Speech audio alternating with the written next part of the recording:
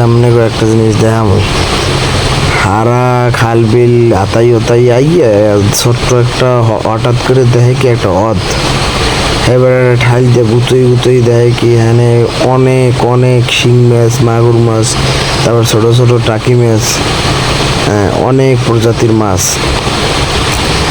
প্রথমে মনে করছিল এই জায়গায় কোনো মাছ নাই, তারপর রাই দেখে ছোট্ট একটা এই হ্রদের মধ্যে দেখেন কত সুন্দর সুন্দর মাছ বাইরেছে, আর প্রত্যেকটা মাছের সাইজ কত সুন্দর।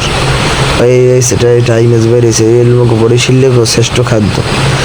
যদি বর্ষাও দিতে পারে কায়দা মতো ফিরটি লেতে রে। দেখেন কতটুকু ছোট একটা সেলার মধ্যে কতগুলো শিং মাছ বেরোয়, আমরা একটু একটু ফলো করে খেয়াল করে দেখেন।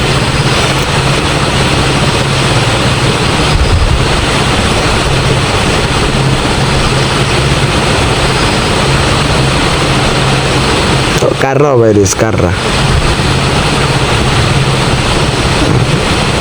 দাদে যে খুশি, কি চমৎকার খুশি দাদে। দাদে দেখছেন সালায় গামে বুড়ি বুড়ি দুই দিয়ে পাইছে কায়দা। প্রথম মনে করছে ওই জায়গায় কিছু নেই, পরে লাঠি দিয়ে খোঁচা দেওয়ার পর দেখতেছে সব মাছ। গ্রামগঞ্জে এগুলো অ্যাভেলেবেল দেখা যায়, কিন্তু আপনি চাইলেই শহরে এরকমের কোনো জায়গায় কোথাও পাইবেন না। গ্রামগঞ্জে এরকমের অ্যাভেলেবেল এই শিং মাছ। আর ওরা কিন্তু দেখবেন এই মাছগুলো আরো পুষ্টি হচ্ছে, যদি ওরা এই চেলার ভিতরে বা গর্তের ভিতরে না থাকতো, মুক্ত পানিতে থাকলে আরো পুষ্টি হতো মাছগুলো। দেখেন বেচারা কেমনে বাইর করতে আছে। এরা কিন্তু খুব সিরিয়াস ক্রিটিক্যাল মাছের মধ্যে একটা, কোনো মতে যদি হুল ফুটে দিতে পারে, বা কতগুলো মাছ দেখেন কতগুলো,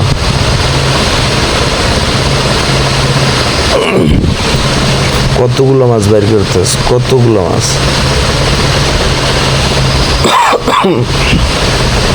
আমি নিজে দেখে অবাক হয়ে গেছি। আমি অবশ্য কোনো সময় ধরেও নেবে দেও না, হয়তো গ্রামে থাকি, কিন্তু এতগুলো মাছ কল্পনাবিহীন, এতগুলো মাছ।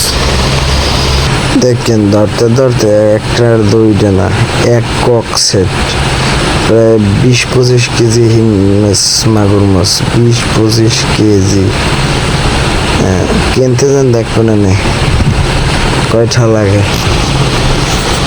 20-25 কেজির উপরে তার কমইবে না। ভিডিওটা ভালো লাগলে ছোটটা চাপ দিয়ে একটু ফলো দিয়ে দিয়েন দাদা। তবে একটা কথা না বললেই না, এটা আল্লাহর অশেষ রহমত।